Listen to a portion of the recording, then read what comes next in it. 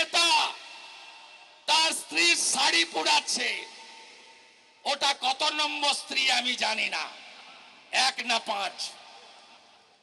একটা শাড়ি পোড়াচ্ছেন। আরে মশাই, আমরা বাংলাদেশ থেকে বাণিজ্য হয় মাত্র 11.25 বিলিয়ন। একদিনে শুধু পেট্রোল বন্ধ করেছিলাম, 40 গাড়ি পেঁয়াজ গেছে পচে।